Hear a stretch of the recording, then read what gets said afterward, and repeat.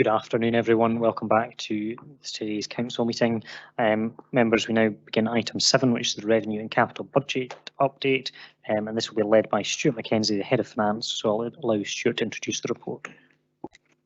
Thank you, Provost, and good afternoon, councillors. Can I just check that everyone can hear me? Yes, we can. Thank you, Stuart. Okay, thank you, Provost. This report provides an update on progress of the council's provisional revenue budget for 23-24 and the coming 2 financial years. The report outlines the current estimated financial gap between income and expenditure facing the council and some of the potential measures available to help close this gap. The report also provides an update on the funding of the council's capital budget. As members will be aware, subsequent to the preparation of this report, the Scottish Budget was presented by the Deputy First Minister on the 15th of December. The budget statement includes high-level funding figures for local authorities in 2023-24. The accompanying finance circular, which details provisional grant funding at an individual local authority level, was only issued yesterday afternoon.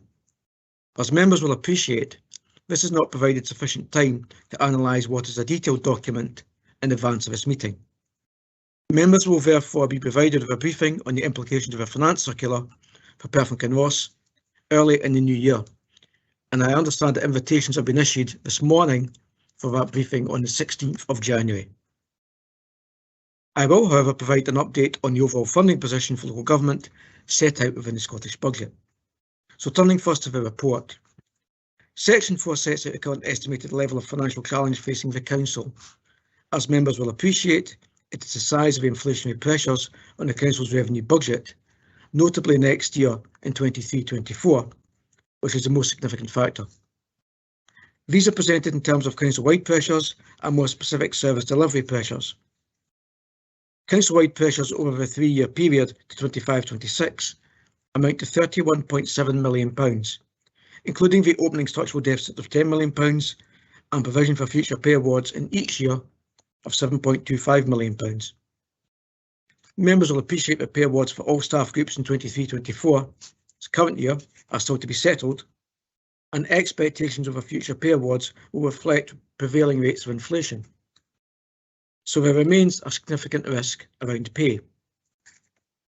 Service delivery pressures and mitigating budget proposals were shared with all political budget review groups at the end of November, and council officers have subsequently met with individual BRGs to discuss these in more detail. And as set out later in the report, approximately £4.7 million of budget reductions have no impact on the delivery of approved council policy and are therefore taken to be an operational management decision which officers will put into effect.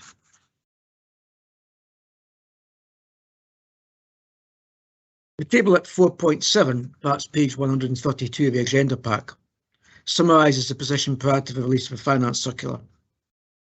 Pressures on the council's revenue budget over the next 3 financial years, including assumptions and pay, total £56.6 million. Against this, mitigating budget reductions of £28.4 million have been identified to date. This leaves a total funding gap of approximately £28.2 million over the next 3 financial years, even assuming council were to accept all of the proposed budget reductions. This includes a funding gap next year currently estimated at £20.9 million. Council have asked to note several potential options for managing this position.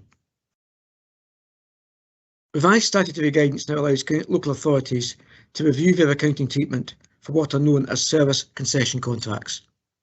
For Perth and Kinross, this relates mainly to the contracts for the school community campuses.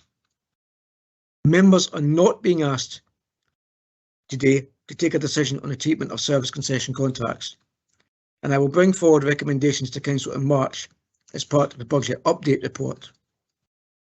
The potential impact of this flexibility is, however, significant, and we generate a non-recurring resource in the order of £30 million.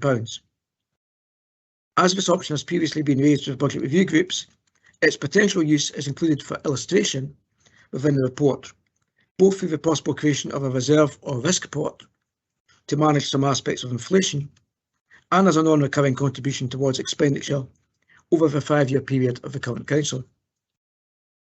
I would stress that any potential use of a service concession flexibility must be considered on a prudent and sustainable basis. Members will appreciate that at a time of unprecedented financial challenge, the ongoing financial sustainability of core services requires to be the main consideration. The potential impact of the options illustrated in the report, including anticipated growth in the council tax base and the indicative increase in council tax assumed within the medium-term financial plan, are summarised in the table at 4.21. That's page 135 of the agenda pack. Assuming all the options were applied and all of the budget reductions approved, the potential net funding gap next year would be in the order of £3.6 million, and the total funding gap over the 3-year period approximately £4.1 million.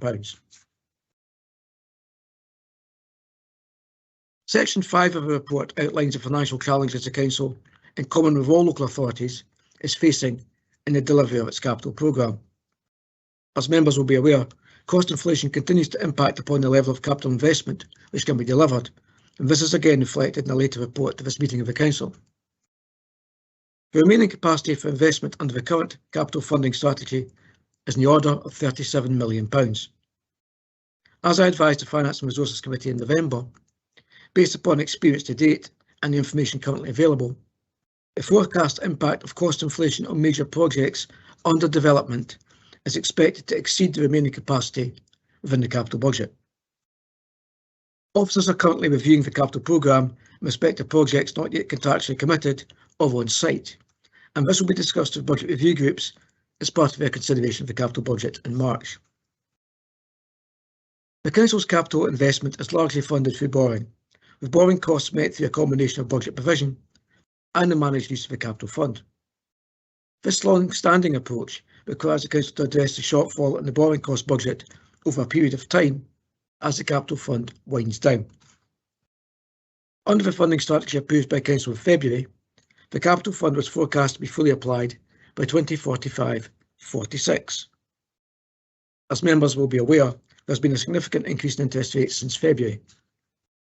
The report models 3 scenarios to illustrate how changes in the consolidated or average interest rate the Council pays on its long-term debt impact upon the capital fund and the funding strategy. Council is asked to approve the mid-range scenario, shown as the solid line in the graphs in section 5 of the report, pages 138 and 139 of the agenda pack refer, as a revised planning assumption for decision-making on the future capital budget in March. This scenario assumes rates on new borrowing of an average of 3.5% over the next 3 years, reducing to a long-term trend of 3% by 2029-2030. The impact of these updated assumptions is summarised in 5.10, with the capital fund now forecast to be fully applied by 2030-31, and a recurring and growing deficit required to be addressed by that time. There is inevitable uncertainty in any long-term modelling of interest rates. However, the anticipated volatility in rates over the next few years is particularly relevant for the Council, given the planned level of borrowing required to deliver the current capital programme. Council services are largely delivered through our people, and section 6 of the report outlines the approach being adopted to workforce management and the expected reduction in the Council's workforce over the next few years. This will be based upon a proactive approach to workforce change, on the Council's transformation and change strategy aimed at reshaping how the Council works, on optimising employment opportunities as far as reasonably practical. If I can conclude by providing a brief update on the overall local authority funding position for next year, set out within the Scottish Budget. And here I am using the analysis undertaken by COSLA, and this has been shared with all Council leaders and is publicly available. The overall resources being made available to local authorities in 23-24 are approximately £13.2 billion. This comprises £12.405 billion of revenue funding and £826 million of capital funding. No funding information beyond next year is included within the Scottish Budget. Using COSLA's analysis, the 12.4 billion of revenue funding for 23-24 represents a £498 million cash increase in funding over the equivalent position in 22-23 of the current year. COSLA have, however, identified £427 million of Scottish Government policy commitments against this sum, resulting in a £71 million cash increase once all commitments are covered for next year. Again, using COSLA's analysis, the £826 million of capital funding announced for next year represents a cash increase of £200.6 million over the position in the current year. All of the £200 million is shown as committed to the delivery of Scottish Government policy objectives, including funding for the ongoing cost of pay awards in the current year, leaving a flat cash funding settlement for capital next year. As noted earlier, due to the receipt of the Finance Circular only yesterday afternoon, we are unable to provide an update on the specific funding position for Perth and Kinross Council at this time. And as I said, a briefing has been arranged for the 16th of January to advise elected members of the consequences of the circular once my own team and colleagues have had an opportunity to review the document. Happy to take questions, Provost. Thank you very much, Mr Mackenzie. First question is Councillor Donaldson. Thank you, Provost. I'm sure we'll come on to other aspects of this report in just a few minutes, but could I focus on one specific aspect, and it isn't technical, and that's on the service concession agreements. And it is so important for us moving forward. In the report it states the Scottish Government, along with COSLA, and then in consultation with COSLA, the SIPFA, the professional body, finance directors, agreed to a review of the accounting treatment for service concession agreements. Stuart, 2 points, and then I'll probably have one follow-up question and then ask no more on this. First of all, the 30 million that's identified at the moment is just to make clear to other councillors and to the public, is not actual cash, but it gives us much greater flexibility in timing and how we treat things in terms of our budget. Secondly, can I just ask you, you said a 10 million inflation pot and then 5 years consecutively of 4 million, but that is, just to stress, is for illustrative purposes, indicative purposes only, and it will be up to the budget review groups, obviously listening to your guidance, your professional guidance, to determine what those figures will be, especially for the next 3 years, and we've got to factor in the impact and timing of the transformation review. Thank you, Councillor Dawson, for your question. So yes, the £30 million isn't cash, it's an accounting adjustment. And I don't know how long members have got to spend on this particular issue, but perhaps leave it at that for this point in time. It doesn't reduce what we will actually pay in terms of payments, annual payments to our providers under the contract. So all that remains unchanged. It's an accounting flexibility and accounting adjustment which has been permitted by the Scottish Government under statutory guidance to allow us to extend the period over which we account for these assets. And that sum is non-recurring. In terms of its application, should Council be minded to accept the flexibility being offered in terms of accounting treatment, I will make a recommendation to use that funding sustainably, given the challenges outlined in the report, and which members will be fully aware of over a period of time. But the actual profiling of that resource, should Council be minded to approve the change, would be determined by elected members as part of their budget motion or budget amendment, and that would be subject to discussion in weeks and months ahead of us before we get to March. So I will make a recommendation, but it'll be up to elected members to determine how to apply that within their own proposals. Could I do just a very quick follow-up here? Very brief supplementary. Thank you for that, Stuart. And I think it's important to clarify on this because it is major.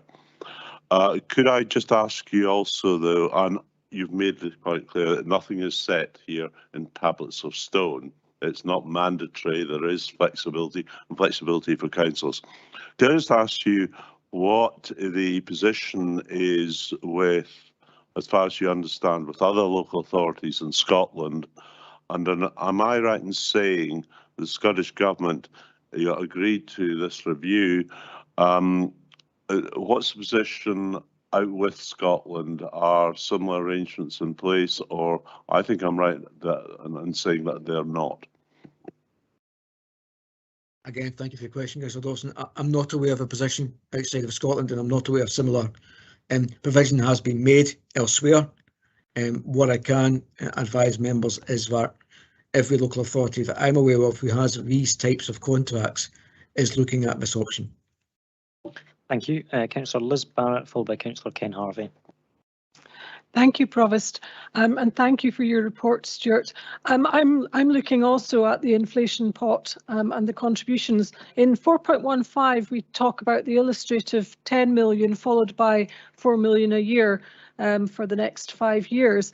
But then looking at 4.21, it refers to an inflation pot at 5.11. Should that be 4.15? I just want to check we're looking at the same thing because I can't find a 5.11 in the document.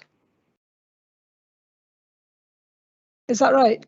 Thank you, Councillor Barrett. I think that's what's called a gotcha. So yeah, absolutely correct. Thank you. And the next row, I think, is the non-recurring contribution saying 5.12. That should be 4.16. It's just because you know it's taking me ages to get my head around this. As Stuart says, it is important and it's quite complicated. And I was just trying to track it. But I also wanted to check in that table in 4.21, the non-recurring contribution of 4 million is in as just in 23-24. Can you just explain why it's not in the next 2 years as well, given that's the illustration you were giving us? Thank you very much. Happy to do so, Councillor. So we're basically treating this as incremental budgeting. So once you've added it in, it remains added in.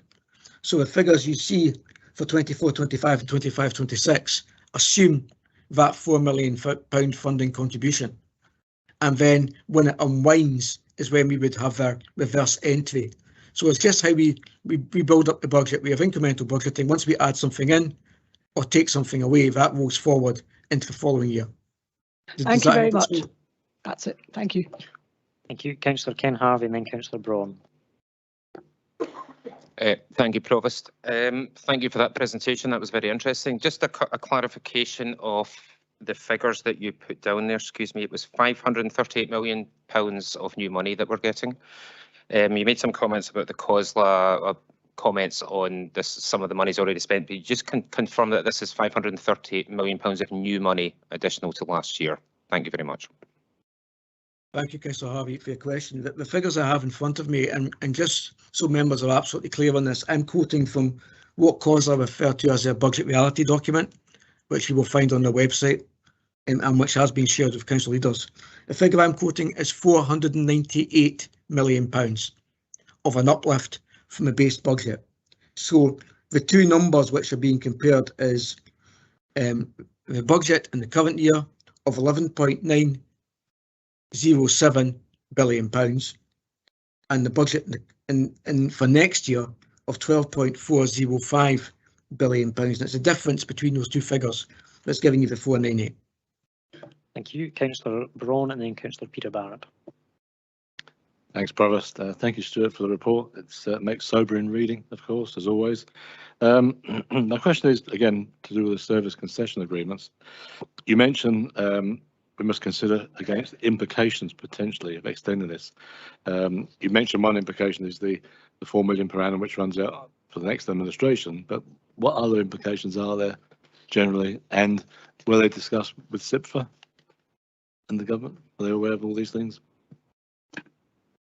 Thank you, Councillor Braun. Yes, indeed, all of us have been party to a prior discussion and indeed an ongoing discussion with Audit Scotland colleagues. And one of the things that I would like to do before making a recommendation to Council is have that discussion with our own incoming auditors, which we'll be able to do from January. Not that they will approve or disprove the recommendation, but it's an opportunity because of the magnitude of the change. So apologies. In responding, I've lost the first of your question. Could you just repeat it for me, please? I have that effect on people, don't worry, Stuart. You've mentioned in the report the financial implications of acting in this way with a service concession agreement. And you mentioned the 4 million, which will be recurring until the next administration, and then they will have the problem of finding the next 4 million. But what other implications are there? You mentioned it in plural, and I just wonder what else they would be. Happy to pick it up, Councillor Bourne. In very simple terms, it's not an exact analogy by any means, but we think about extending the mortgage. In absolute terms, it becomes more expensive, and that's effectively what would happen. That the accounting cost of extending the period over which we account for the asset would mean that the total cost increases. Not of the asset, but in accounting terms. No, and I'm going to have to think long and hard about how to present that to members and Marks. So a quick summary, in vernacular terms, we're talking about the mortgage then as an example. Are we effectively putting out, if you excuse the phrase, putting our assets on a never never? If you want to use an analogy, yeah, what we'd be doing, and I don't really want to get too far into the detail of this because obviously it's a discussion, for elected members at a different point in time. But essentially, if a mortgage were 25 years, we're effectively extending a mortgage to 40, 50 years. That's the analogy. The mortgage will eventually, at the moment, we account for infrastructure assets over 50 years. We are accounting for these assets differently. So the question for Council is, do you want to move to the same basis to account for these schools in the same way that you're going to be accounting for other schools? And that has an additional cost, and is a cost worth the benefit?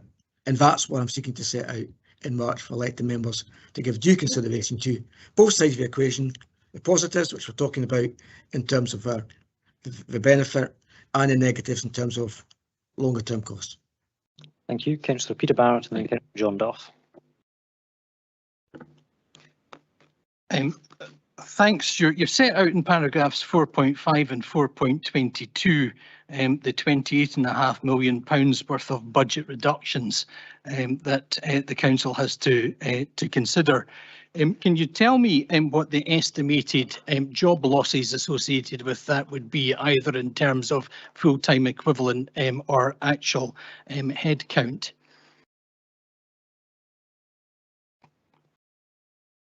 That information has been shared with the budget review groups, Councillor Barrett. Within the executive summaries, I would be uncomfortable with getting into that level of detail in a public forum for reasons that I'm sure you appreciate.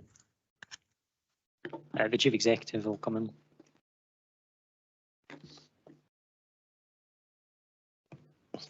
Thank you, Provost. As Mr Mackenzie has said, we have shared some initial indications of the workforce implications.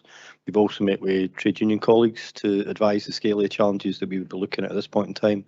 But given the early stage that we're still at in terms of the implications for different services, we don't feel it would be appropriate to be sharing that because that would move us into a different form of consultation with the workforce. So for just now, these are just indicative proposals. Thank you. Councillor John Duff. Thank you, Provost. My question is with regards to the service concession scheme, but wondered whether it had any effect on the Scottish Government's Learning Estate Improvement Programme funding that we would receive.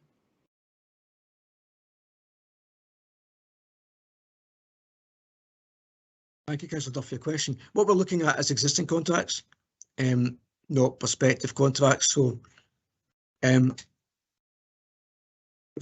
honest answer to your question is I actually haven't given that full consideration, but we'd have a consistent basis of accounting. So if elected members were minded to apply the service concessions benefit, we continue that in all like contracts. But, and this is where thinking on your feet doesn't always pay. The issue with the LEAP funding is that it's not the same sort of contract. So having just talked myself into this discussion in the public forum, I don't think the same accounting treatment would apply. But I'm going to reflect on that. Having raised it, thank you. Thank you, Councillor Combs. Thank you. I apologise to Mr Mackenzie for springing that one on without any previous thing, but we'll hear it in the briefing. Thank you. Thank you, Provost. It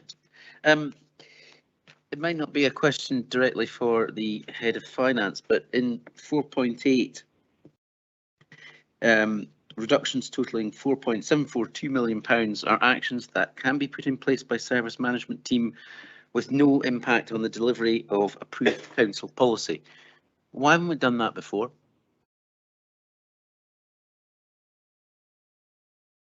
Chief Executive. Thank you, Councillor Stewart. The honest answer is I don't know why you haven't done it before. It's practice that I've seen happening elsewhere. It's practice that I've previously used elsewhere. In terms of the clarity about my accountability as your head of pay staff and my accountabilities in terms of making operational management decisions alongside the rest of our team. So we look to give you the confidence that the decisions that we are taking in terms of trying to manage that budget gap are decisions that lie within our accountabilities as officers, and as such we are making those decisions with the assurance that it doesn't impact on the delivery of your policies agreed by council. Okay, Councillor McCall and then Councillor Robertson.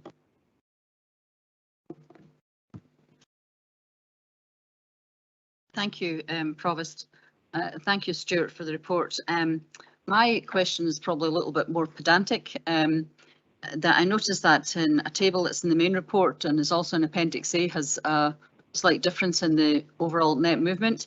On page 131, the summary table in item 4.5 shows a net movement of 3.467.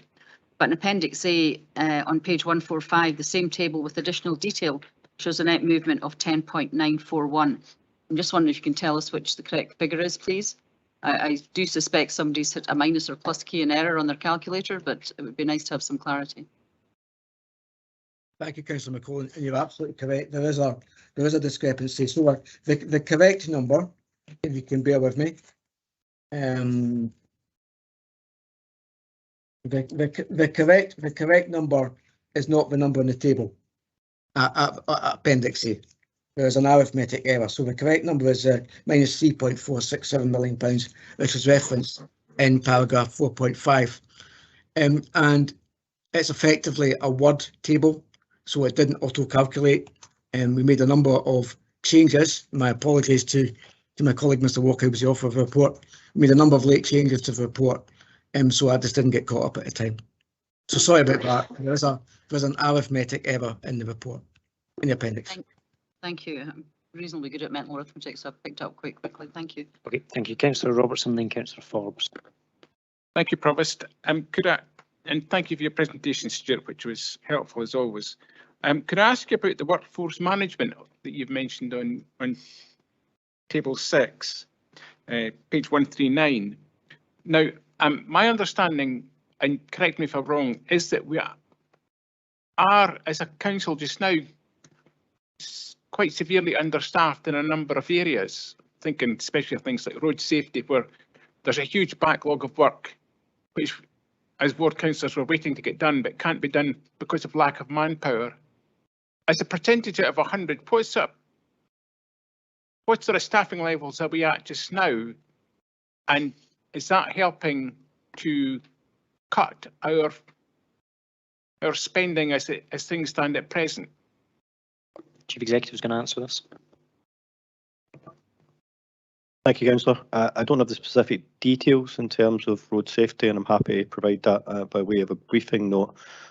All services have a built-in element of slippage within staffing, currently sitting at 4% just now, so that forms part of our budget calculation. So everybody's asked to manage a 4% slippage, which we tend to do through vacancy controls.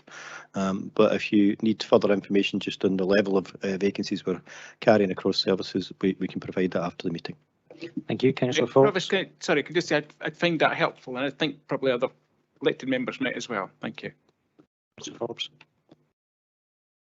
Thanks, Provost. Stuart, if you don't mind, I'd like to go back to Councillor Harvey's question, because I have to confess I got a rush of excitement when I heard we had £500 million to play with, but I don't actually think that's the case. Can you just run again through what that is? Because we've got Scottish Government commitments to pay for first, haven't we? So I'll repeat what I said, Councillor Forbes, just for clarity for members. And bear in mind, I am quoting from the COSLA budget reality analysis. Okay. So the increase in cash terms between funding position in the current year for revenue and the funding position next year, per the COSLA analysis, is £498 million, just shy of £500 million. Against that are total commitments of £427 million, again per COSLA's analysis, leaving a net movement of £71 million after allowing for those commitments. And is that Scotland wide or just for us? That's the total for local government across Scotland, yeah. Thank you, Stuart. Okay, thank you. Bailey Ahern and then Councillor Duff. Thank you, Provost. And my question goes back to the service concession agreements. Has Audit Scotland made any comment on the service concession scheme? Thank you, Councillor. Thank you, Bailey Ahern. My apologies, Chris. Audit Scotland have been involved in the discussions and in the dialogue. What they are looking for is for the statutory officers to present not only the benefits but also the implications to elected members, which is why I've been very careful in talking about using this for illustrative purposes, and in also noting within the report that there are consequences of adopting this treatment. So that's what our external auditors will look for myself in terms of presenting a case to yourselves. Thank you, Councillor Duff and then Councillor McCall. Thanks, Provost. Earlier on, Councillor Donaldson said that this wasn't cash, and I think you also said, Mr Mackenzie, that it wouldn't reduce the amount of money that we paid for an asset, but will it actually increase the overall amount of money that we pay for an asset over the longer period of time? Thank you. Thank you, Councillor Duff, for your question. So we are getting into detail here, but essentially the contract isn't changed by this. So we have a contract with providers for the use of these assets. These assets revert to the council at the end of the contract, which is why the service concession applies. So it doesn't change the contract terms, it doesn't change the contract payments which are tied to inflation. That's a significant pressure in the current, in next year's revenue budget. In the longer term, there's an accounting cost in terms of how we reflect that within our accounts. So that's the flip side of the equation, and that's what we need to present to what I need to present to yourselves as elected members in taking that decision. But it doesn't have an impact on the contract with the facility providers, or indeed on any of the FM contracts or anything else associated with the operation or occupancy of these buildings. Thank you, Councillor McCall and then Councillor Braun. Thank you, Provost, and thank you, Stuart. On page 132 of the report in section 4.8, it refers to management operational decisions with the details sent out in Appendix B. And in Appendix B, I noticed that included in that as an operational decision is a membership of Tayside Procurement Consortium. Can you give me some additional detail on what might be considered as part of that, and what would, if our engagement with the procurement consortium was to be changed or removed, how would the slack be taken up? I'm happy to pick that up, but also my colleague, Mr Simpson, may wish to comment, because operational responsibility for procurement, at least corporate procurement, now sits so far. Councillor McCall, the Tayside Procurement Consortium arrangements in terms of staffing, which is what we were being recharged for, doesn't exist anymore. So there were 4 members of staff who were supporting that work, the collaborative contracts and the management of those collaborative contracts. That doesn't exist anymore. So there's no recharge. So there's no cost for the consortium. However, the work and the collaborative contracts are still in place. So there's an ongoing discussion about how to resource that and how to prioritise those contracts which are in place. Thank you, Councillor Braun. Okay, thank you. Thank you, Provost. Let me come back in again. Just a quick question, Stuart, on the capital budget. As page 136, 137, section 5.5, you mentioned that the major projects under development are expected to exceed the remaining capacity within the budget, capital budget. Do we have an idea how much it will exceed? Just a figure, how far out of line we are? I won't hold you to it. Thank you, Councillor Bourne. As I said to the Finance and Resources Committee, it stifles a negotiation if you tell the other party what you're prepared to pay. So we've been doing ongoing work, and we've been in discussion with potential providers, with contractors around this work, but I'd rather not get into specifics at this point in time. But the general direction of travel, as you will see from the report on Perth High School later, is continuing increase in costs, and against capacity of £37 million, we would expect that to be used up fairly quickly, given the range of projects which are still to be delivered. Thank you very much. Councillor Lane to move the report, please. Thank you very much, Provost, and thanks to the team for providing this paper as up to date as they can do, working in real time, and look forward to all of us getting an update once the circular's been received and looked over by our team. So thanks to them. Provost, no one in this chamber can be under any illusions about the scale of the financial challenges facing this council in the coming years. As the head of finance explained earlier, officers only received the finance circular late yesterday afternoon. Once they have had the chance to examine the detail and understand our funding package, we will have a more fuller appreciation of our position. However, what we can all be certain of is that we are facing a perfect storm on three fronts. Firstly, we are seeing rising costs that are impacting on both our revenue and our capital spend. Secondly, we are experiencing rising need and demand for the vital frontline services that our communities and citizens depend on. And thirdly, we have inherited a structural deficit of over £10 million from the previous administration because they have not taken tough decisions in their previous budgets. The report before us today provides all elected members with a high-level update on the pressures facing the revenue and capital budgets. Budget review groups are currently undertaking their first pass of detailed proposals, and I am sure that colleagues across the council will agree that these make difficult reading. Without doubt, we are all going to have to take difficult decisions that will impact on our staff, our citizens, and our communities. However, I very much welcome the headline increase of around £500 million in overall council funding from the Scottish Government. I also welcome the Scottish Government confirming the funding to support our shared priorities.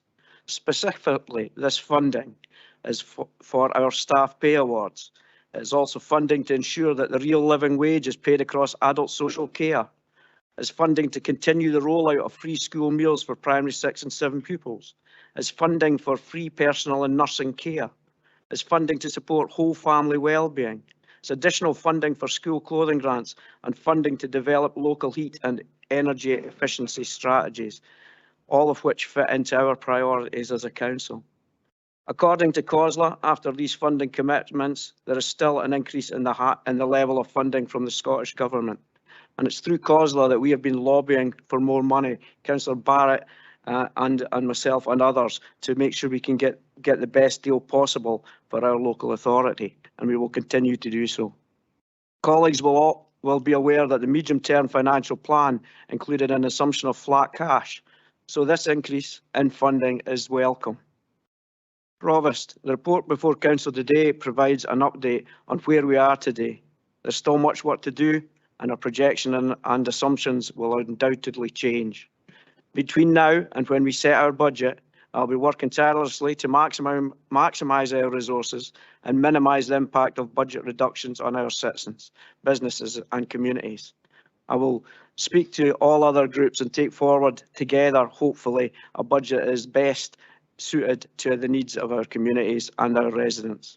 All the financial budget decisions on reductions, investment and council tax levels will be taken on the 1st of March next year, and we will also have another debate on the service concessions in early in the year to get the full detail and realise what it means as we move forward and how we could use these concession funding, the concession payment funding to smooth the difficult times we have moving ahead.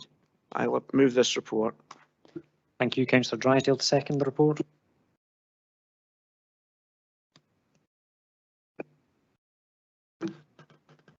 Thank you, Provost. Colleagues, the leader and others have already made it clear that the unprecedented scale of the financial challenges that we face as we look to move forward in the budget process, culminating in a debate in 10 weeks' time. The truth of the matter is that the pressures bearing down on next year's financial figures are mostly down to UK-wide inflationary pressures over which this council has no control. There's the inflation-fuelled pay award agreed. Most of that has been funded by the Scottish Government, thankfully, but our share is 1.4 million. Pay awards still to be agreed are expected to cost PKC a further 7.25 million annually. And of the additional £14.1 million worth of service delivery expenditure pressures set out in Appendix A, 3.4 million of that relates to energy costs specifically, and a staggering 9 million relates to other inflationary pressures. Indeed, only 1.7 million out of total pressures of 31.3 million are not caused by inflation. The Scottish Government's proposed budget assistance significantly exceeds the original expectations of a flat cash settlement, but we still do face enormous challenges as we try to balance our books as we legally must. This administration will tackle this challenge head on, and our decisions will reflect on our corporate plan priorities. Provost, happy to second. Thank you, Councillor Drysdale. I have a first amendment from Councillor Kigali. Councillor Kigali, would you like to speak to your amendment? If we could get it popped up on the screen, as that would be quite helpful. I passed it on earlier. Can we get that on the screen, please? At a time when we're already grappling with large financial challenges, it's incredibly frustrating to have to again be talking about more devastating Scottish Government cuts to the ability of local government to deliver for the people of Perth and Kinross. When services are already stretched and people's pay packets are having to go further and further, this is a real terms cut which will actively make the lives of ordinary people in Perth and Kinross worse. I'm sure Councillor Lang is going to be slightly frustrated that yet again he's going to be asked to write another letter to his colleagues in Holyrood, pleading with them to act in the interests of the people of Perth and Kinross. But yet again, this is a letter that will be well worth that ink. As a local MSP especially, it's important that the Deputy First Minister is made aware in the strongest terms possible of the huge impact that this unnecessary real terms cut will have on the people of Perth and Kinross. As you can see, I've included a preamble within the motion that makes clear the true scale of the real terms cuts. The supposed 0.2% cut to local government budgets is clearly far more than that, and it's important that there's some clarity over that. Whilst this amendment doesn't solve the issue, it does remind the Scottish Government that we, as a council, will not just roll over and have our ability to serve the people of Perth and Kinross gutted. We must all stand up for the people we're supposed to be representing, and we are privileged to represent. And I'm today asking the Leader of the Council to do that. Okay, thank you, Councillor Kigali. Councillor Kigali, just for clarity from what you were saying there, the preamble is not included in the amendment itself. You were just speaking to that. It's the two resolutions at the bottom that would be added to the motion. Is that correct? Thank you. Okay, and Councillor Forbes, you're seconding this. I am, Provost. Thank you. Councillor Kigali has put this point forward much more eloquently than I ever could. I am, however, as utterly fed up as he is over this issue. Every year our budget is cut, then that budget is cut again the next year, and that budget is then cut again the year after, and so on we go. It can't continue. This year's budget proposal given to us by the council management team is absolutely horrific. I have no idea how we can make these cuts. All this against the background of more money coming to Scotland. If you discount the years where we received COVID money, then this is the biggest financial settlement since devolution. And not only that, Provost, I read a few weeks back, Scotland had a £2 billion, yes, that's billion with a B, underspend, which John Swinney dressed up as prudent management. What total nonsense.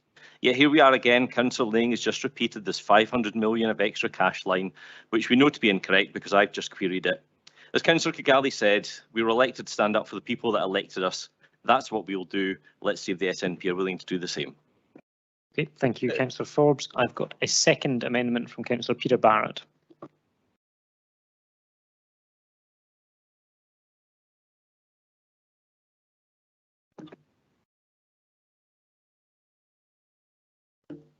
Thank you. Provost, I also submitted our amendment, so if that can be put up on the screen on the chat. Can we pop that up? I think we've got it now. Thank you. Thank you. Provost, for years local government has borne the brunt of Scottish Government budget cuts, real terms budget reductions with additional funding of new policy commitments dressed up as enhanced funding for local government. This year is no different, as the COSLA budget reality document and the Institute for Fiscal Studies have clearly explained.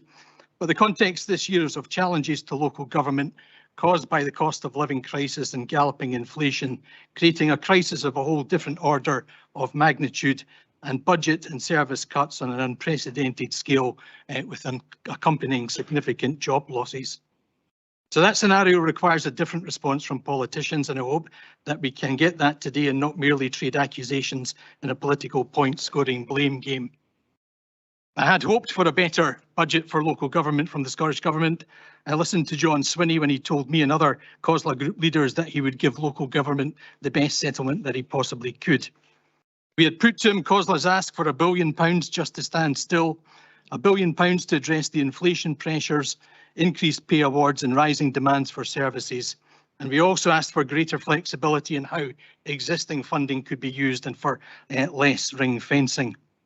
In fairness, John Swinney was upfront that he wouldn't be giving councils £1 billion, but by no stretch of the imagination can anyone honestly say that £71 million more in cash terms and £427 million of new additional ring fence spending commitments is the best settlement for local government that the Scottish Government can manage. That frankly lacks all credibility. Sadly, there is a complete lack of understanding on the part of the Scottish Government, a complete absence of recognition of the scale of the challenges we face and the savings options, which will be both all too visible in our roads. Last week's ice and snow on uncleared pavements are but a bitter foretaste of things to come, along with more and poorer roads maintenance on car parks. But more importantly, and despite reprioritising support for our families caught in the cost of living crisis and economic recovery, we're confronted with the unravelling of hard-won preventative spending initiatives that we've developed over the years. And despite all 32 directors of finance across Scotland taking the unprecedented step of writing to the interim Cabinet Secretary for Finance, partnership working with the Scottish Government does not extend to getting a fair hearing, and instead we're treated as the children who cry wolf and are told how to spend our pocket money. The elephant in the room is the £1.7 billion that the Scottish Government is keeping up its sleeve for the pointless structural change and disruption to service delivery of a centralised national care service. If we really had effective partnership working and an empowered environment, then that money would be channelled to local government to deliver locally developed solutions to improve the well-being of our local communities. The freedom to set our council tax is irrelevant if the current administration thinks that it can navigate its way through the current crisis based on a 3% council tax strategy and not on the need for longer-term financial sustainability. So, Provost, I'm putting forward an amendment with an additional recommendation which sets out what I believe is a proportionate and necessary response to the Scottish Government budget. It's a response which I hope will command all party and independent support. We cannot allow the present settlement offer to stand, and we must stand up for our communities and for local government. Provost, I don't want to take any undue credit for the composition of our amendment. Councillor Lang will see that it bears remarkable similarities to what all council leaders, SNP, Labour, Conservative, Scottish Liberal Democrats and Independents agreed unanimously at COSLA leaders meeting on Friday. This doesn't involve going out on a political limb, but it does involve standing our ground, and I ask councillors for their support. Thank you. Thank you, Councillor Peter Barrett. Councillor Liz Barrett, second, please.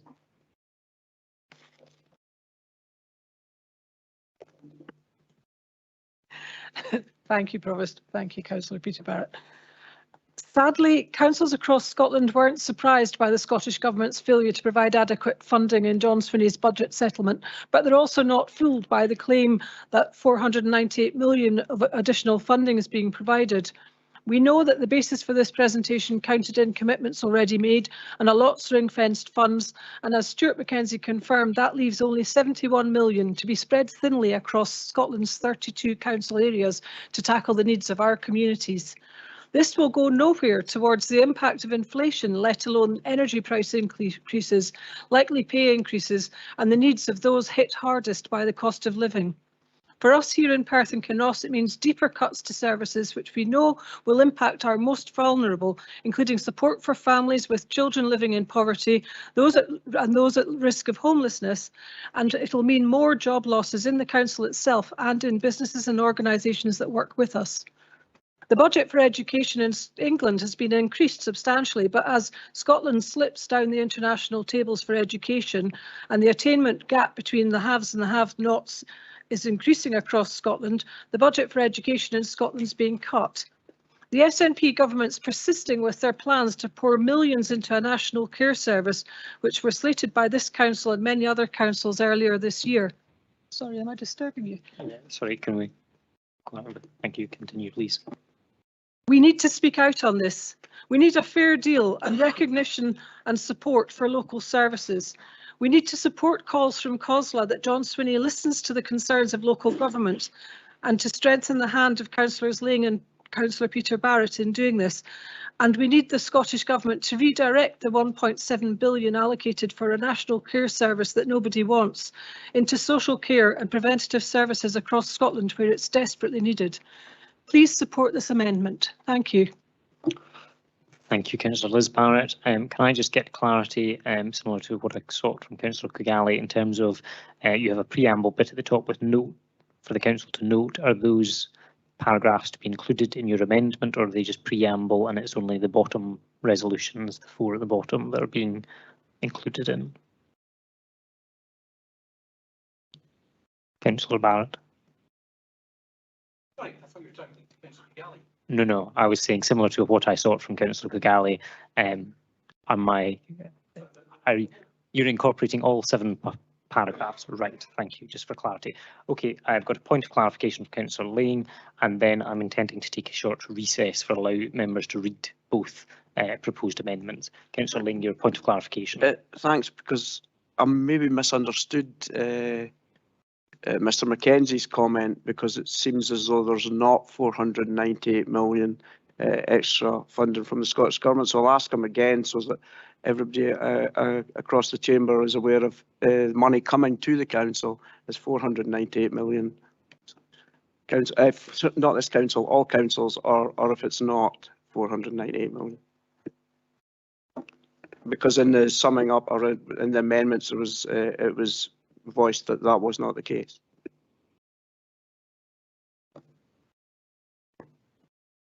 Mr Mackenzie. I'm happy to reiterate, Provost and Councillor Lane, and for members' benefit, and I am reading literally from the COSLA statement, Budget Reality, issued on the 15th of December 2022. Cash increase £498 million. Thank you. Thank you.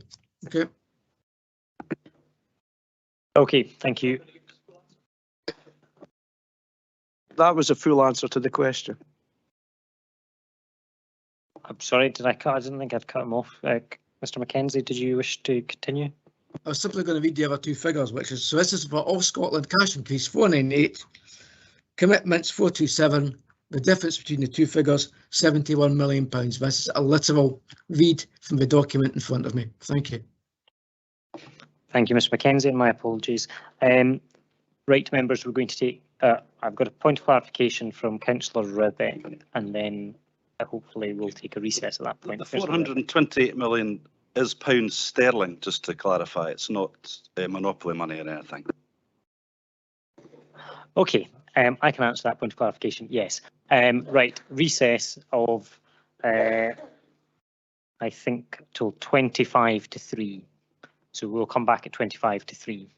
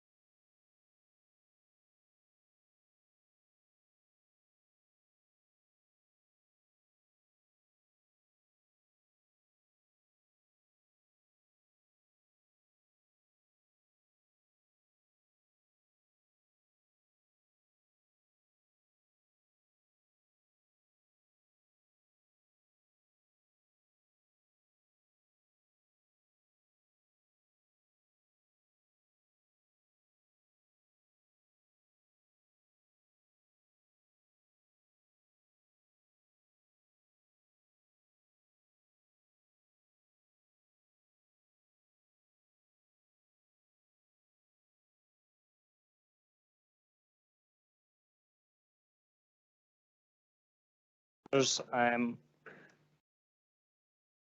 anyone require more time? No. Okay, thank you. I am going to invite comments at this point, and I think the leader of the council wishes to come in at this point as well. Yeah, after consideration of the amendments, I'm more in agreement with Councillor Barrett, and a lot of what was said I've signed up to already through COSLA, and to show a united front, or as united front we can, I'll be happy to incorporate his amendment. Okay, thank you. Just to be clear, is that an incorporation in full of his amendment? In full. Okay, thank you. Councillor Drysdale, are you content with that as well as the second? Yes, I'm content to second that, thanks. Okay, thank you. So members, just to be clear, we now have a motion with Councillor Barrett's amendment fully incorporated, and we have an amendment still from Councillor Kigali and Councillor Forbes. Okay, there are no indications at the moment for comments. I will give you a few seconds to come in quickly if you wish, otherwise we will go to a vote. Okay, Councillor John Rebick and then Councillor Ken Harvey. Thanks again, Provost. Just very briefly, because education spend was mentioned, and I'm quoting from the Institute for Fiscal Studies in ascending order, I think, if my English is correct. Northern Ireland £6,400 per pupil, Wales £6,600 per pupil, England £6,700 per pupil, and Scotland £7,600 per pupil. Thank you. Councillor Ken Harvey and then Councillor John Duff. Thank you very much, Provost. There's been a lot of comments made here about the shortfall in money being the responsibility of the Scottish Government. I would just like to point out that a lot of the shortfall, the majority of it, is due to the poor economic choices made by the Westminster Government under Liz Truss and Kwasi Kwarteng. And I think we should all remember about that when we're considering this motion. Thank you very much. Okay, Councillor John Duff. Thank you, Provost. Just on that last point, I was looking at consumer price and inflation in the UK. I think it was at 11.1%. Interestingly, it was at 11.1% in Europe as well, despite the last comment there. Provost, I'd like to thank Mr Mackenzie and his team for this report, which once again illustrates the dire financial position that this council finds itself in, principally due to the persistent underfunding of local authorities by the Scottish Government for many years, despite increased funding from Westminster. This isn't made any easier with the increasing ring fencing of budgets for Scottish Government priorities, as can be seen by the fact that apparently only £71 million of the £498 million which is being provided isn't ring fenced for Scottish Government priorities. We're facing an extremely challenging budget over the next few years as set out in the paper. I'd certainly need to know more about the service concession scheme. We get the feeling that it is similar to taking equity out of your house mortgage and extending the mortgage period. And I have a feeling that this offer from the Deputy First Minister may be a bit of a hospital pass, and that we're storing up financial pain for the future. As a council, we may have to accept the service concessions due to the poor settlement for local authorities, but I wouldn't be happy doing it with my house, and I'm not any happier at having to do it for council property either. And I look forward to the briefing on the subject on the 16th of January to get better clarity on the matter. Thank you. Thank you, Councillor Duff. Councillor Donaldson. Thank you, Provost. Reluctantly, I accept what will now be the motion. I most emphatically reject the amendment. And I just say to Councillor Kigali and to Councillor Forbes and Councillor Duff and the others in the Conservative group, they certainly, we know the problem, many of the problems that we face are due to what the lack of action that happened the 5 years of the Conservative administration in all its various guises. But something that Councillors Kigali and Forbes forget is that the Scottish Government has to run, like this council, a balanced budget And that has not been the case at the UK level. And I think we see over the course of the last year, any kind of reputation for prudence, for competence, has just been undermined, especially under the Prime Ministership of Liz Truss. And we saw very clearly, I seem to recall being told by the Conservatives that when they, for a few, about 2-3 weeks, lowered the top rate of tax, we're being told in Scotland we had to turbocharge the economy and follow suit. And then the whole thing was put into reverse only 2-3 weeks later. And you cannot function like that. You need some degree of certainty. Actually, I think it is important to stress that on top of the funds that have come from the Scottish Government, it is not a flat cash settlement. I think it's also worth remembering in Scotland that we still do have difficulties in terms of labour relations, but you're not certainly seeing in Scotland the nurses out on strike. I think has been a much more sensible approach that has been taken by the Scottish Government, but within the constraints in which it has to work. Councillor Duff seems to express reservations about the service concession arrangements. There is more to be found out yet, and I think more work to be done, but I think that is very helpful. And the Scottish Government agreed to that review. Very clearly, we've got to operate. It's going to be difficult over the next two months up until the budget on the 1st of March. We've got to take difficult decisions. We do have to be prudent, but I think certainly the Conservative amendment really just gets us nowhere. We clearly would like to see the Scottish Government having greater powers. That includes enhanced borrowing powers. The UK Government just does not want to know on that front. But it will be difficult in the next few weeks, but we've got to progress and to take the right decisions, in particular that will defend the weak and the vulnerable in our communities. Thank you. Thank you. Bailey, and then Councillor Braun. Thank you, Provost. We're 2 months ahead of setting our budget, and it seems we're already at the stage where we're apportioning blame for others for our own predicament. Of course, we should make a protest today about this unnecessary funding cut, but let's keep in mind there are 3 bodies that have a significant impact on funds available to this council. People listening to the debate today could be forgiven for thinking there are only 2 bodies influencing our financial destiny. We must not forget that it's us in this room who control the important levers of tax and spending for our area. I welcome the upcoming 3-year budget setting process that we're embarking on, but the numbers in this report show what a shame it is that we decided not to set 3-year budgets in previous years. I support the amendments because I support better funding for local government and all the good work it does, but let's not forget that it is the 40 of us in this chamber who are responsible for balancing our own books. Thank you, Provost. Thank you, Bailey. Councillor Braun and then Councillor Collins-Stewart. Yep, thank you, Provost. Just a couple of small points, if I may. Could I politely remind Councillor Riebeck that the reason there is so much money being spent on education in this country is due to the huge fiscal transfer that comes from the UK Government and Westminster, and that despite getting all that money, our education standards are still slipping. And could I also make a point to Councillor Donaldson that I understand Scottish nurses are now going on strike? Yep. Thank you, Councillor Collins-Stewart, and then Councillor Robertson. Thank you, Provost. Campaigning on the election trail back in May and being asked by voters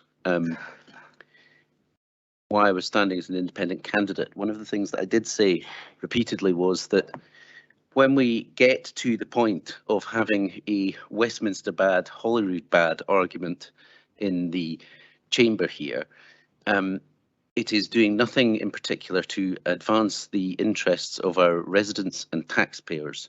It is a sterile and largely pointless debate. I entirely agree with Bailey's remarks.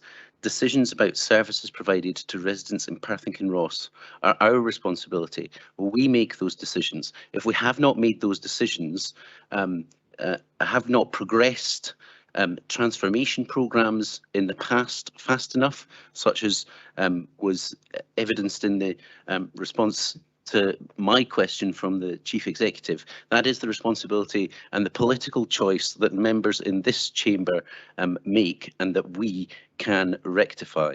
I will be supporting the motion. I slightly prefer the version that refers to pausing the current plans for structural change required to set up the National Care Service. It is only 6 or 7 years since we embarked on the process of integration, and I don't think another structural change at this point is actually helpful to the process of getting an integrated health and social care service, and for that reason I'll be supporting the motion today. Okay, thank you. Councillor Robertson, followed by Councillor McEwen. Thank you, Provost. I'm delighted to support Councillor Barrett's amendment, and I think that's the best way forward, and I hope it produces results. But I think we should actually try and be positive at a time like this. Things are bad, and our budget settlement is indeed bad. But I think when you're speaking to people in the street, you should actually try and be more positive about things. The Scottish Government has managed to protect the budget for our pretend embassies in Beijing, Berlin, Brussels, Dublin, London, Ottawa, Paris and Washington. So there are places for Scottish Government ministers to go and visit and have a good time. And the good news is that in the near future, they're going to set one up in Copenhagen. So that money is protected and it'll go to put the priorities they see as correct. Thank you. Okay, Councillor McEwen. Thank you, Provost. I actually really welcome what Councillor Stewart and Bailey have said in this debate. I've taken a few notes of what others have said, and I suppose I could play the tennis game of school ground politics and throw it back at them and talk about real terms and actual terms and this terms and that terms. But Councillor Stewart's right. When it comes down to it, we've got to put our big boy pants on and pull together a budget that supports Perth and Kinross, that supports our priorities of tackling child poverty, of protecting public services. It's as simple as that. This to and fro about who's got more money, who gave us money and who didn't give us money gets us absolutely nowhere because it changes nothing. Writing these letters will change nothing. We need to get on with this and we need to work together to get on with this. Not in one hand saying, let's not fight about this, but then throwing a whole load of derogatory terms around. It's not helpful, it's not clever, and I don't think the public are interested. Thank you. A very late request for comment there from Councillor Keith Allen, who I'm going to let slip in quickly before I come to Councillor Kigali to sum up. I've been a councillor for 6 months. I've heard a call from the leader that we should work collegiately. Time and time again, we sit in this chamber as elected members and we listen to nonsense and political rhetoric. We suck it up and it really gets tiring. It's time for you guys to rein it in and let's start working together. Thank you. Councillor Kigali to sum up, please. I think I could have played catchphrase bingo with Councillor Donaldson's speech earlier, and I'm really glad we've got such sturdy tables for all the table banging. But regardless, there is an element of responsibility that needs to be taken by both the administration and the Scottish Government. It can't always be someone else's fault when you're the ones making the decisions. It is especially concerning that the reality of this cut that we're talking about today was made so opaque by the Deputy First Minister, and I hope that at least the discussions today have started to shine a light on that. Councillor Stewart is right that we all need to stand up for our residents and keep their interests at the heart of all that we do. But we also need to be honest with them, communicate with them properly, and stand up for them, which is what this amendment intends to do.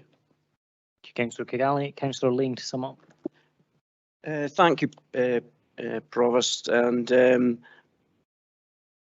I'm really happy here to see the words of Councillor Allen, Councillor Bailey, Councillor Stewart and others.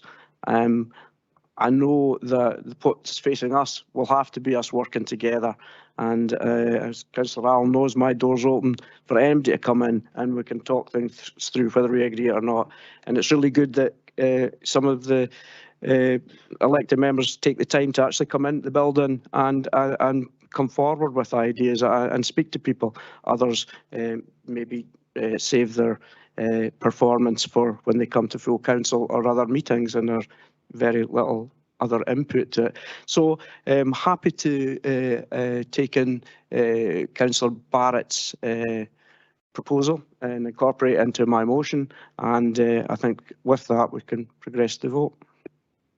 Thank you, Councillor Ling. Okay, members, we have a motion with Councillor Barrett's amendment fully incorporated, and we have an amendment from Councillor Galley, and I'm going to ask Scott Hendry to take a roll call vote.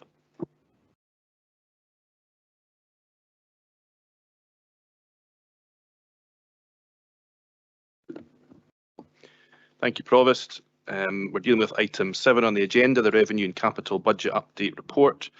We have a motion from Councillors Laying and Drysdale, which incorporates the now second amendment from Councillors Peter Barrett and Liz Barrett. We have an amendment from Councillors Cogali and Forbes, the terms of which have been circulated to you.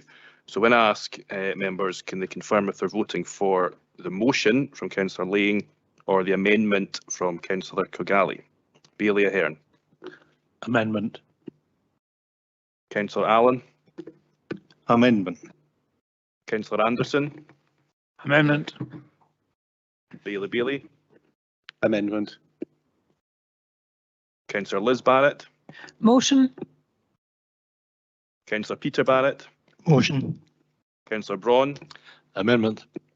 Bailey Brock. Motion. Councillor Carr.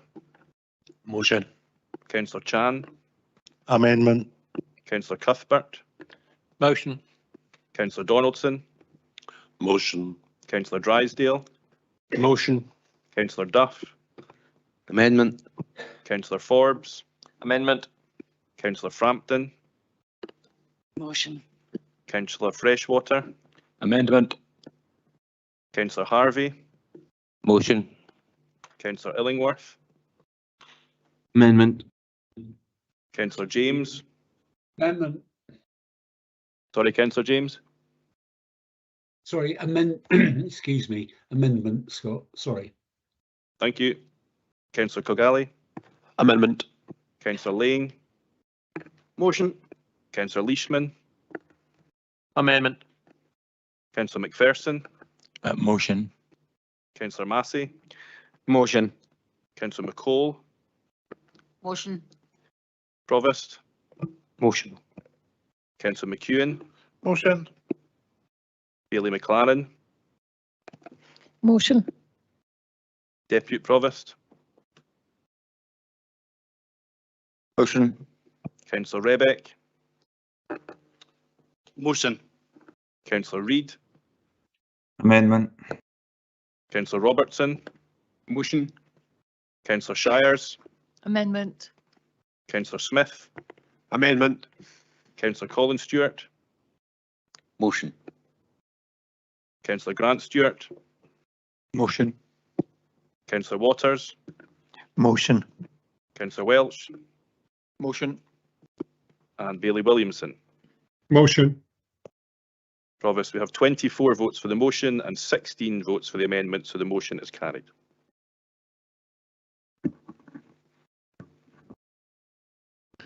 Thank you, Scott. Members, we now move on to item 8, the Corporate Plan 2022-23 to 2027-28, and this will be introduced by Claire Mailer, the Executive Lead for Strategic Planning and Transformation. Thank you, Provost.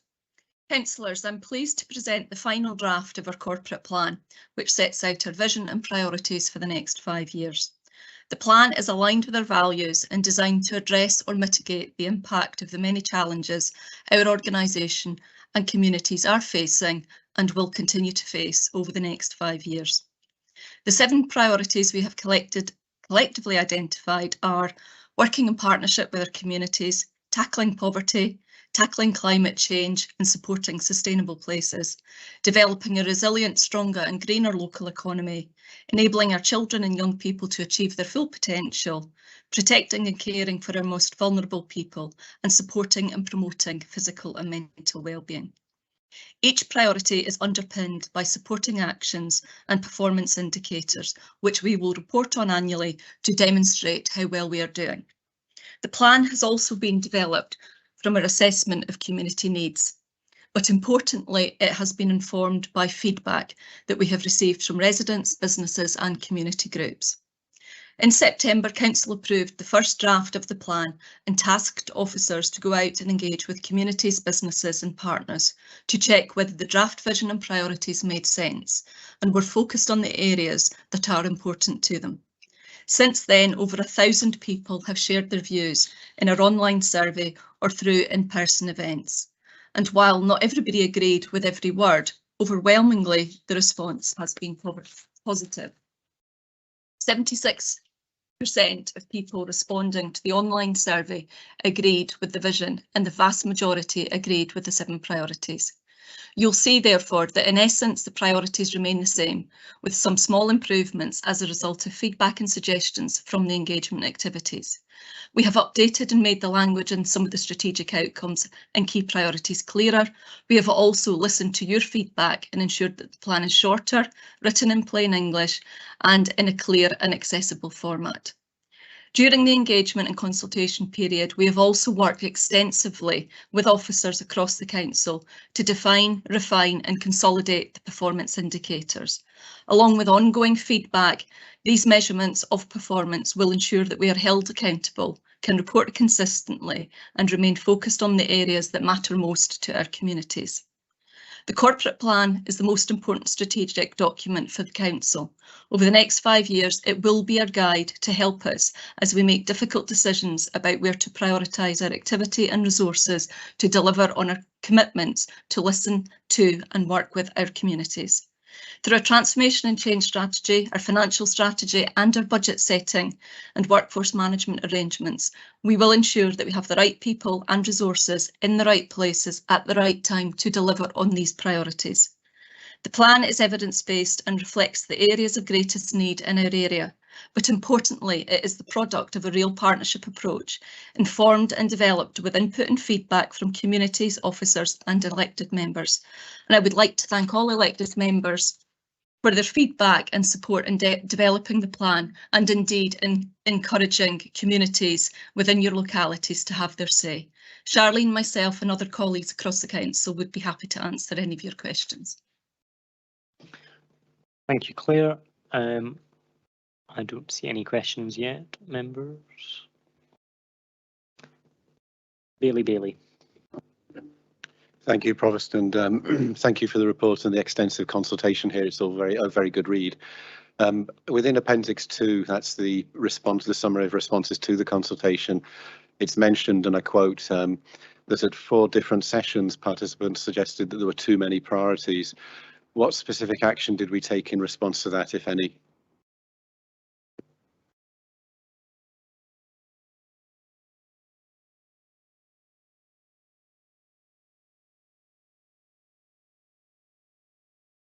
Claire, you're mute, I'm afraid.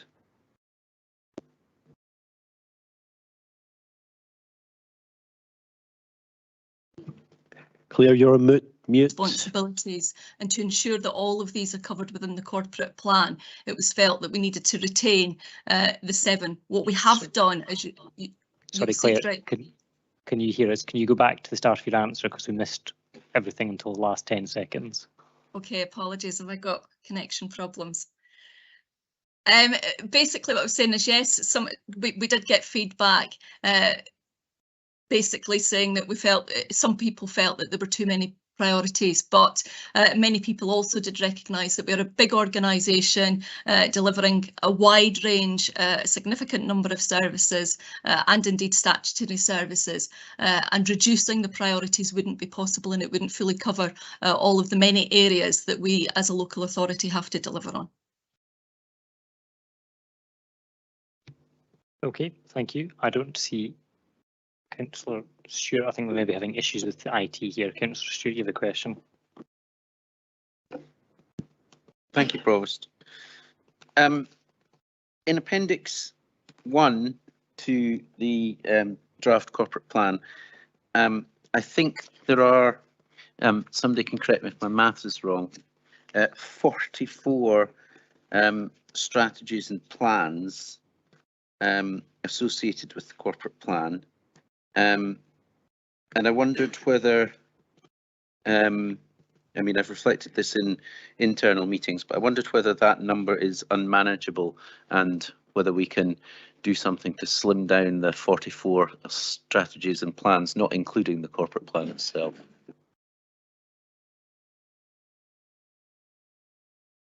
Thank you for your question, Councillor Stewart. Yes, and I am aware, and again, I suppose this does relate to the answer to my last question in terms of the size of the organisation and the breadth and depth of our responsibilities in terms of delivering services to the public. Many of the strategies we have got a responsibility to produce and report nationally and indeed through our Tayside partnerships.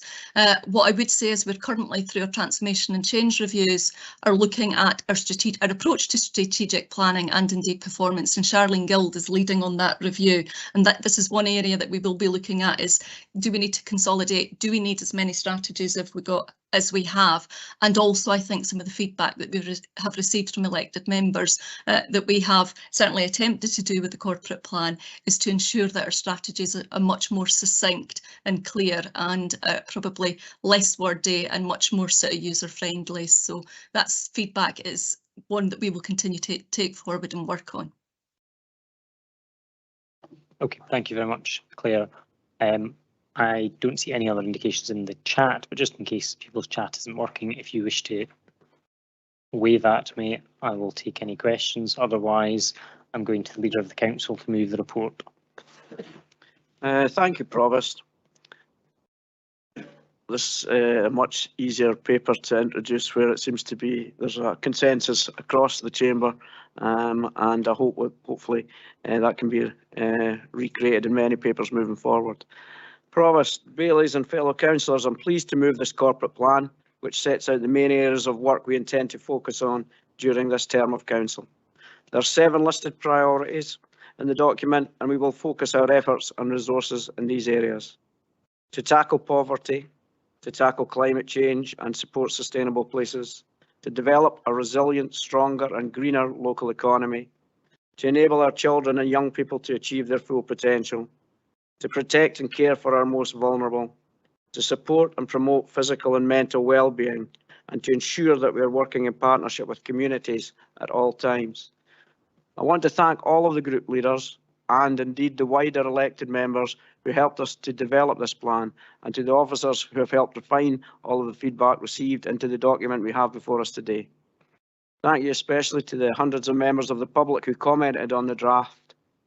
Whether you were supportive of these ambitions or offered a critical challenge to our thinking on the language used and the priority areas, your feedback has been listened to. All of the suggestions and comments have contributed to this refined version of the corporate plan, which I hope everyone in this chamber can get behind. And I don't want them just to get behind it for today, because when we're approving this today does not mean we're finished with it. This is intended to be a flexible and agile plan.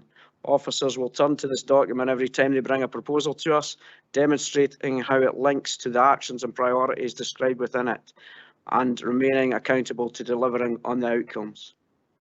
As councillors, we will look to the corporate plan every time we consider whether a decision we are being asked to make or a request we are considering making of officers is in keeping with our priorities, and where we have promised the people of Perth and Kinross we will focus our attention.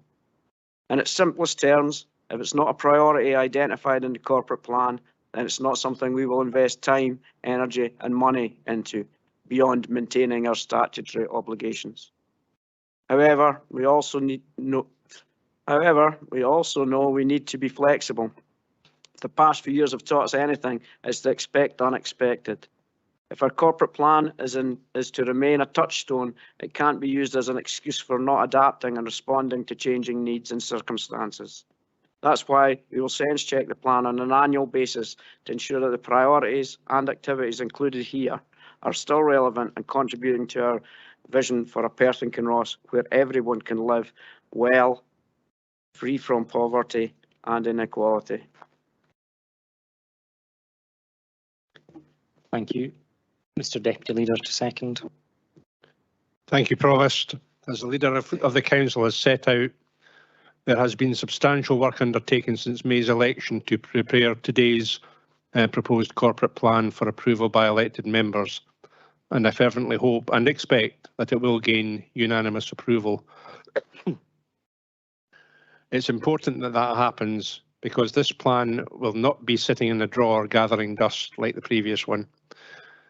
It will become a well-used document informing and guiding the strategic decisions we make going forward.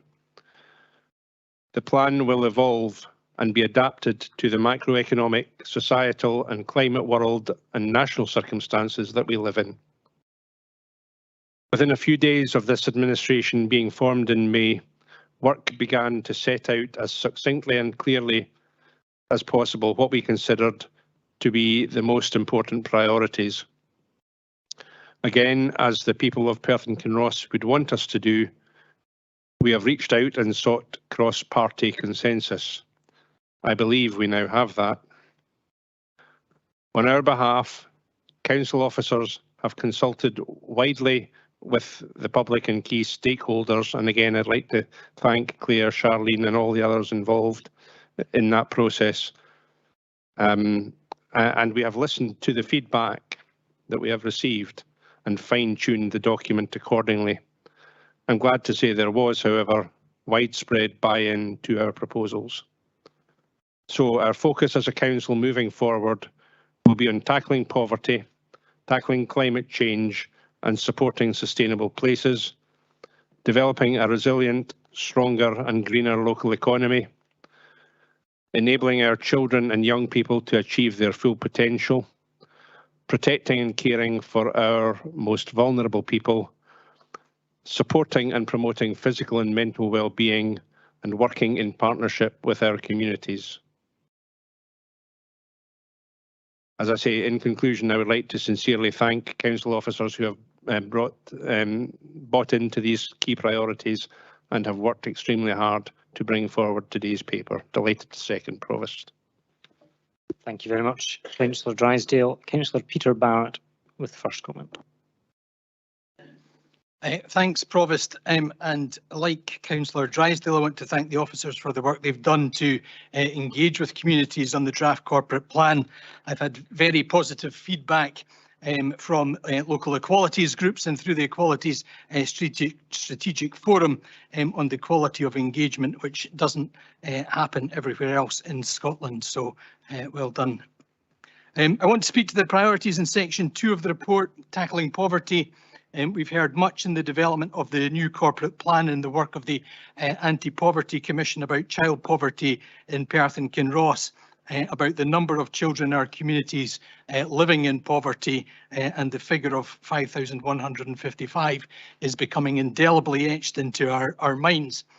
But we need to get in and about that figure. We need to know who those children and their families are at a locality level, and whether that's in Muirton, Letham, Perth City Centre, Rattray, Crieff, Aberfeldy, Pitlochry, Kinross, or Invergowrie, or wherever they are. We need to be working in a joined up way with partners and communities to facilitate and enable the local solutions which will eliminate poverty and build stronger communities.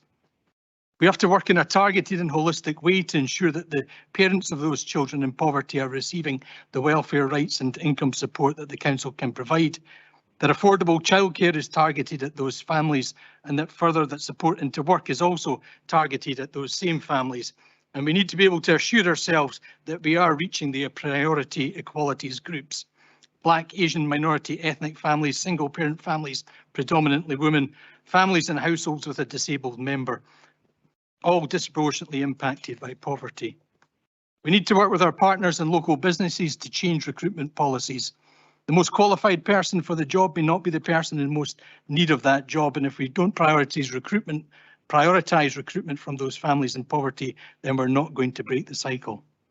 If we're going to eliminate child poverty in Perth and Kinross by 2030, then that's about 650 children a year that we need to take out of poverty, and we need to be reporting progress on that number.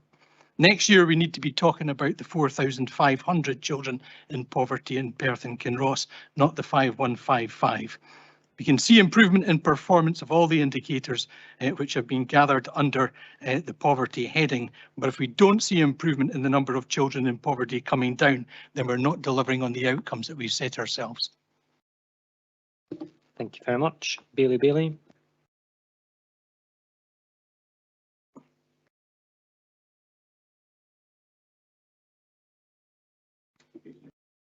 Oh, sorry. Thank you, Provost. I welcome the plan, and I also welcome the cross-party working that went into this. Is a very strong document. I also welcome the words of the council leader and deputy leader to the extent that this can be somewhat of a living document and is open for review. And as I've said in other forums, I don't think the plan actually goes far enough. I think we need to take on the challenge of potentially prioritising within these priorities, because by saying we're going to prioritise 7 things, we're not quite saying what we're not going to do, and that's where efficiencies come from. So there's an open offer that my door's open if anyone wants to work with me to try and achieve a consensus on the prioritisation of those 7 things. But if we look at the previous debate, I think that might be a contentious thing we may never be able to resolve as a council, but the door is open for anyone who wants to try and resolve a priority within those 7. Thank you very much. Thank you, Bailey. Councillor Duff. Thank you, Provost. Councillor Drysdale talks about the corporate plan having cross-party support, but still can't resist the opportunity to have a go at the previous Conservative administration. Eric, it's Christmas. Remember, it's a time of goodwill to all people. Thank you, Claire. Thank you, Claire. This is a report we've seen in its various stages, and it's good to have reached the stage where we can finalise this plan. I think we all recognise that it has to be something which we make the foundation of our decision making, and from time to time it will need to be sense checked to see that it continues to reflect our priorities as a council over its 5-year lifespan. It's a very good document, and we appreciate the work put into it by yourself and your officers and the members and the various communities that contributed to its delivery. Thank you. Thank you, Councillor Duff. Councillor Lang, do you wish to sum up? No, I don't think I need to. I just want to thank the officers for the work they've done, and I've already done that.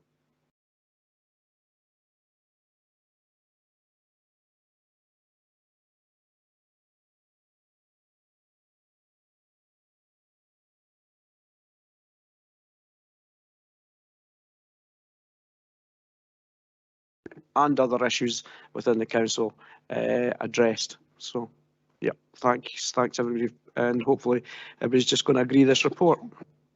Okay, thank you. Members, can we agree the report? Thank you, members. Members, do you wish a 5-minute comfort break at this point before we go on to the last item? A 5-minute comfort break? 20 past? I think. No? Okay. Happy to. Item 9 is the Perth High School replacement update report. Greg Boland, the Head of Business and Resources for Education and Children's Services, will introduce the report. Thank you, Provost. Good afternoon, councillors. Perth High School had surveys undertaken in 2015 which determined the lifespan of the current Perth High School at between 10 and 20 years. Perth High School is rated as C, poor, in both terms of condition and suitability. The risk of failure of the council's largest secondary school, which serves nearly 1,600 pupils and 140 staff, required action, and the council agreed to its replacement. This report details the history of the project, including the decision by council in September 2020 to proceed with the project on the basis of a passive house design to achieve energy efficiency and quality in the new Perth High School. This report further highlights the successful bid made by the council to the Scottish Government, which will provide funding of £40.6 million, which is 50% of the capital cost of the project. Council officers recognise and appreciate the financial challenges the Council is facing. However, the effects of the COVID pandemic, Brexit and the war in Ukraine have resulted in continued inflationary pressures and unavailability of some materials and labour. This has caused increased uncertainty within the construction market, and as a result, the latest cost estimate for the new Perth High School is now 80.2 million. This means that the project requires an additional 11.5 million capital funding to meet the increased costs. Finally, the report asks members to consider whether to proceed with an increased capital budget of 80.2 million or to pause and review the project due to the financial position of the Council. I'm happy to take any questions. My colleagues, Stephen Crawford, the Head of Property Services, is also available, and also Brian Reid, who's leading on the project. Thank you, Provost. Thank you, Mr. Boland. Do members have any questions on the report? Councillor Allen and then Councillor Harvey. Thanks, Provost. Thanks, Greg. Greg, what is the confidence that it will peak at 80 million? So Councillor Allen, we've got the majority of the packages now priced because we're obviously approaching financial close. If Council were to approve today, we have letters of intent which would sign up to those prices. So we'd fix the prices down more or less immediately after today if the decision was taken to proceed. So we're reasonably confident that we will stay within that budget. In addition, we have a contingency budget set aside of 5%, so that would give us a wee bit of flexibility. But until we sign the financial contract, then obviously there is risk, but we're quietly confident we can bring within the current proposal within the paper today. Thank you. Councillor Harvey. Okay, thank you, Provost. I have a question regarding the energy usage of the new school. Assuming it's a passive house, so I'm assuming that the energy usage will be less than the present school, and if that's the case, by how much less would you know? And does it meet the Council's climate change ambitions? Thank you. So yes, the simple answer is yes, and our best estimate at this current stage is that the energy consumption will reduce by approximately half. Thank you. Councillor Waters, followed by Bailey. Thank you, Provost.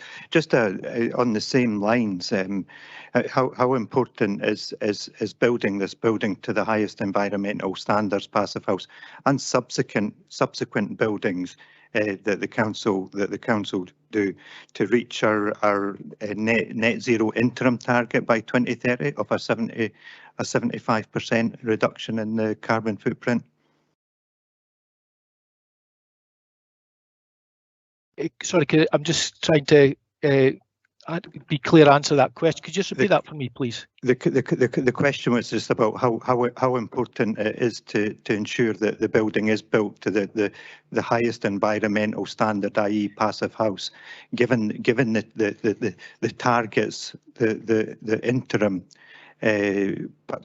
public building target of 75% reduction in our carbon footprint by 2030. I think Mr. Crawford wants to answer. Yeah.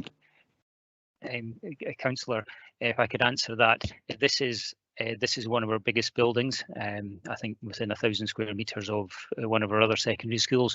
So building this to passive house standard, building it to a target of around about 60 kilowatts per square metre per annum, will have as large a chunk as any single action on any single building towards that target.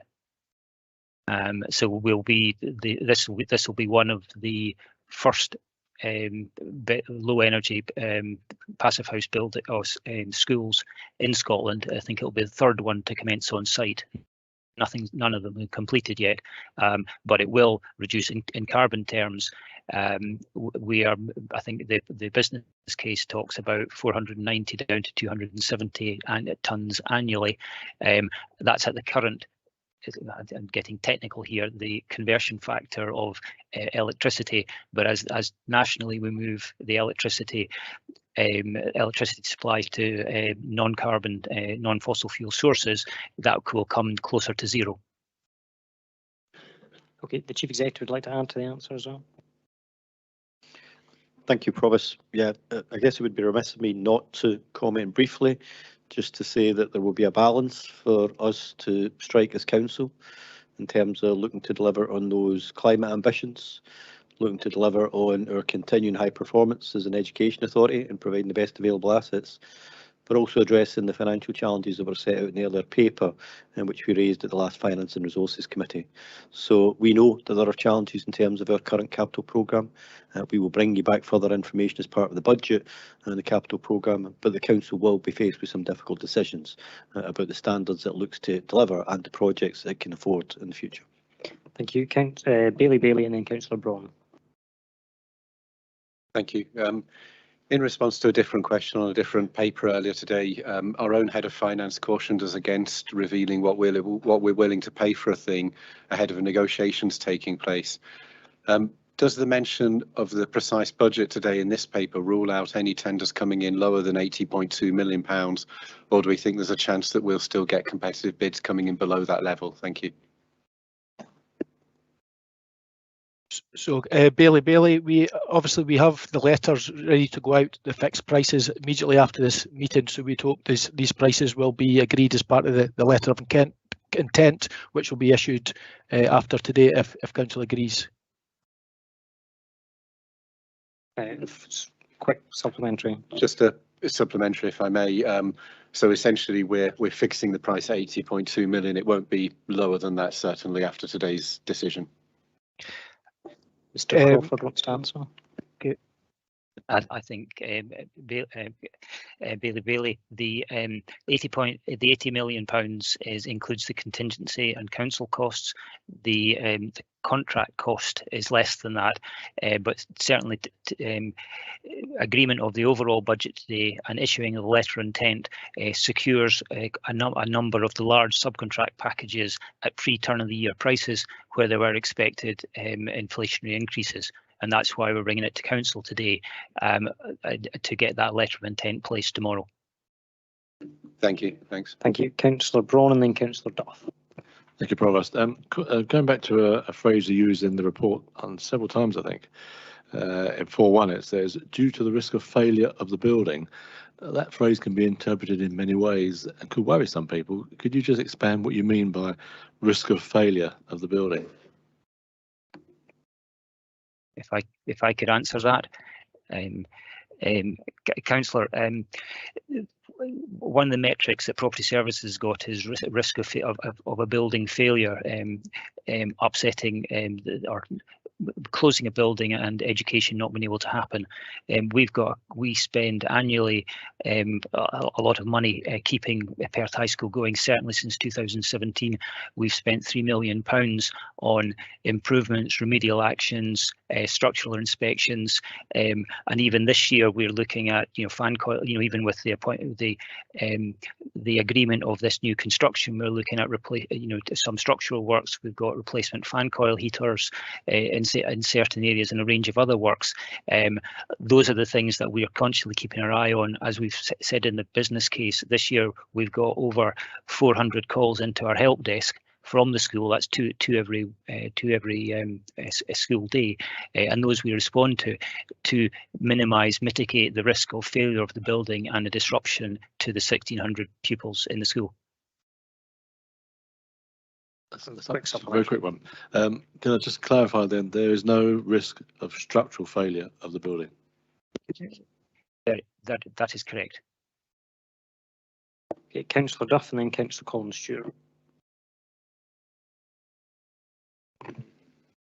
My question was just in relation to the £80.2 million figure. Is it? There's still presumably an element within that for inflation, is there? Our approach to this contract has to minimise and limit the inflationary risk within the contract within our construction contracts.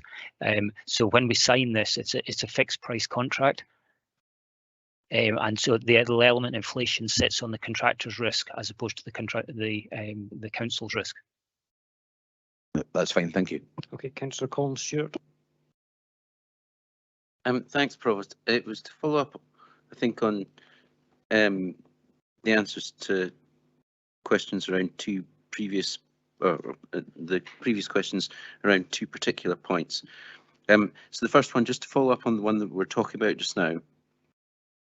If I read the business case here, it does say there are limited contractor opportunities to seek additional monies, especially in a new build project. What are those? What are the limits of those limited contractor opportunities? If I could answer that, generally, normally in a fixed price contract, if the client changes something, that raises an opportunity for extra. We've spent the last four years refining the specification so that we've got a detailed specification, a detailed schedule of works, and then it's a fixed price contracts. And between Greg and myself, we endeavour to have as few changes through the contract period as possible to limit that. Okay, thanks. And there are no other opportunities for, sorry, this was about contractor opportunities being limited to seek additional money. Yes. Okay, thanks very much. And then to follow up on another point, I think Mr. Head of Property, Mr. Crawford, you said that we wanted to lock the prices in before the to gain the benefit of not experiencing any inflationary increases in the new year. Is there the opportunity to benefit within the contract from any price decreases that are seen within the construction sector? The answer to that is no. This is a fixed price contract. And the contractor absorbs the risk of inflation, but any benefits of deflation. But what I do know is the subcontractors are all looking at increased costs at the moment, not the other way around. Thank you. Thank you very much. Members, Councillor Keith Allen. It was just a comment to say that if you are sending out letters after today, can you send them by courier? Okay. Thank you very much. Councillor John Rebeck to move the report, please. Thanks, Provost. I'm pleased to be able to move this paper today. Perth High School has been a priority for our group and other groups within the council, I know, and will provide a state-of-the-art learning environment to the largest cohort of pupils and staff in Perth and Kinross. As we've already heard, the new building will be designed to Passive House standards and will not only achieve energy efficiency and quality, but due to Scottish Government LEAP funding, it will attract £40.6 million, very welcome to Perth and Kinross Council. I'm also delighted to confirm that a space within the new Perth High School will be named in honour of the late Education and Children's Services convener, Bob Band. I'd like to thank Greg and his team and everybody else that's been involved in the project, and I move this report to the Council. Thank you. Thank you very much. Mr. Leader to second the report. Thanks, Provost. And thank officers for the work you've done to bring this paper to us today. I think it gives us certainty in the knowledge of what the spend is going to be on this building as other projects that we haven't got as far down the road. We are still very uncertain to what the final cost would be. So thanks for bringing that, and thanks for us being able to ensure that 40.6 million of the funding will be coming from the Scottish Government through its LEAP funding. So without further ado, due to the late hour of the paper, I'm very happy to welcome that if we can, across the chamber, enable our officers to move forward with this exciting project for the people of Perth. Thank you. Councillor Caroline Shires, followed by Councillor Liz Barrett. Thank you, Provost. I too welcome this paper whilst recognising the financial challenges as highlighted by our Chief Executive. We've heard from Mr Crawford and Mr Boland of the issues facing the existing building, and those of us familiar with Perth High School know of its poor current condition. In fact, I think there's a former pupil sitting behind me who is very well aware of it. I welcome us getting to this point today and the opportunity to finally see the project to build a new Perth High School move forward. I too welcome the commitment to name a space after the late Councillor Bob Brand. And I would like to thank all the officers involved in this project for the work done so far and which will be done until we can see the new build completed. Thank you. Thank you very much. Councillor Shines, Councillor Liz Barrett, followed by Councillor Richard Waters. Thank you, Provost. In 2015, it was recognised not before time that Perth High School was poor for condition of the building and poor for suitability. That was nearly 8 years ago. Since first standing for election in 2017, I've promised to work to deliver the best opportunities for our young people, and Perth High School is in my ward. As a council, we know that we're facing very, very difficult decisions, but if we don't commit now to building our new Perth High School, we're betraying thousands of our young people, current and future pupils, their families and the school staff. If we don't step up now, we risk the costs going even higher, and we risk losing the promise of 50% of the project cost from the Scottish Government. The Lib Dem group have been completely in support of the replacement of Perth High School since the defects were identified, and I'm proud to say that it was my colleague Councillor Willie Wilson who secured the first funding commitment from the council for the new Perth High School, and I hope his name will also be recognised in the new building. Long before I was a councillor, I helped him in that campaign, first to persuade the Conservatives that the new school should be funded by the council, and then the SNP Scottish Government agreed to provide the very welcome support for the passive house building through the £40.6 million from the LEAP programme. I'm also proud to say that I and the Lib Dem group on the council are supporting this motion, and I would urge all elected members to do the same. Thank you. Thank you, Councillor Richard Waters, followed by Councillor McCall. Thank you, Provost. I'll be brief, but thanks very much for all the officers that's brought this project up to the stage it's at, and the recommendations. Having recently, with other members of the Climate Change and Sustainability Committee, visited the Riverside primary school, which was getting built to as a passive house standard, I was suitably, and I'm sure everybody else that had the chance to visit, impressed with the standard of workmanship and the work that was going into it. This is, a lot of this is about the environment, but the most important aspect of this is it provides a fantastic learning environment for future generations. Thank you, Provost. Thank you, Councillor McCall. Thank you, Provost. This new building is in my ward, and so therefore I'm extremely supportive of this motion as is presented here today. I think we should also bear in mind that not all of the pupils come from the catchment area within the ward. It also will support pupils from other parts of Perth and Kinross who travel in there daily. I really want to pay tribute to the convener, as my colleague Councillor Rebick done, the convener at the time, Councillor Bob Band, who sadly is no longer with us. But he, as far as I'm aware, and certainly as far as this council has acknowledged previously, was the mover and the driver behind getting this project up and going and running. And I think it's somewhat disappointing that once again there is some dubiety about that, his particular involvement or diminution of his involvement. However, we are where we are, and I would urge all members to support this motion. Thank you. Thank you, Councillor Duff. Thank you, Provost. Yes, Perth High School is a capital project, major capital project, which the previous Conservative administration has pushed through during the 5 years of its administration. And it's good to see it reaching financial close, even if we have to agree some further funding to get it over the line.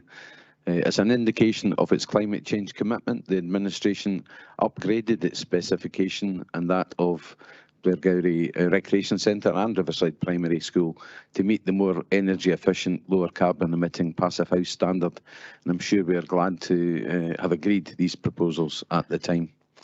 I also welcome the naming of part of the school for our late colleague, Bob Band. As I say, it's a major capital project which I'm delighted to see coming to fruition, and I welcome will be welcomed, by staff, pupils, parents and the people of Perth. I'd like to thank Mr Boland and Mr Crawford and their teams for the work on this. Thank you. Thank you, members. I don't see any other requests to comment. As the person who asked for former Councillor Band to be remembered as part of the school, I'm delighted that the council agreed that and that it will be part of the school and that we are progressing to this stage. And all that is left now is for final agreement from members. So are we happy to agree the report? Thank you very much, members. Members move on to item 10, which is the establishment of the Affordable Housing Member Officer Working Group. Members are asked to agree the re-establishment of the Affordable Housing Member Officer Working Group for a 6-month period, and based on the remit enclosed in the papers, the membership is proposed to include Councillor Tom McEwen as the convener of the Housing and Social Wellbeing Committee, along with Councillors Leishman, Braun, Councillor Peter Barrett and myself. Members, can we agree the remit and the membership of the Affordable Housing Member Officer Working Group? Thank you. Members, item 11, which was the update to the 2023 committee timetable, is being deferred till the February meeting of the council to allow further discussions to take place. Members, item 12 is the elected members' briefing notes, and we're asked to note the briefing notes that have been issued since the last meeting on the 9th of November. Can we agree to note those briefing notes? Thank you. Members, we have an additional item at 13, which is appointment to committees, and can we agree 13.1 that the council agree that Councillor Kigali replace Councillor Chan on the Housing and Social Wellbeing Committee? Agreed, thank you. And 13.2, the council is asked to agree that Councillor Forbes replace Councillor Reid on the Climate Change and Sustainability Committee. Thank you very much, members. Members, the Chief Executive would like to say a few words, and then I will close the meeting. Thank you, Provost. I simply wanted to take the opportunity to put on record my thanks to our staff team as we move into the Christmas break, and to wish them well on my behalf.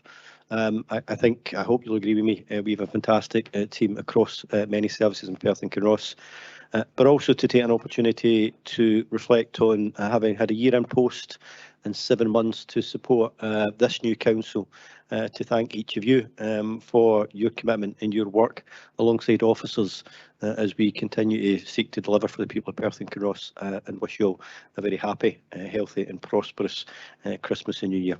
Best wishes. Thank you, Chief Executive. Quick comment from the Leader of the Council. I'd just like to wish, as we've come to the end of this meeting, everybody a really good festive period. I hope everybody enjoys themselves, enjoys time with their family, and come back revitalised. I know how much time that every one of you put in on top of the hours that you're expected to work to try and do the best for the people of Perth and Kinross. And that's people will have a lot of arguments over political things, but I think at the end of the day, our hearts and heads are all trying to do the best for the people of that elected us. And I think we're fortunate with the officer team and our staff, who I totally believe are all of the same mind as us. So everybody have a really good Christmas and a happy New Year. And if you want to go to the ship in, Councillor Drysdale, the Deputy Leader, is offering to send them. He has just become aware of this at the same time as you have, but have a good Christmas. Cheers. Members, just to echo those comments, thank you very much for your cooperation today. It has gone very quickly, quicker than I was expecting, so thank you very much for your cooperation and for all your work across the year in your wards. It is appreciated by your constituents, even if they don't always tell you that it is. So thank you very much on behalf of the elected member body. Thank you to our officers for all of their hard work, because it has been an incredibly long year. If you remember, we started out this year in COVID restrictions, if you can believe that. So it has been a very long year indeed. Thank you very much to everyone, and I wish you all a very happy Christmas when it comes.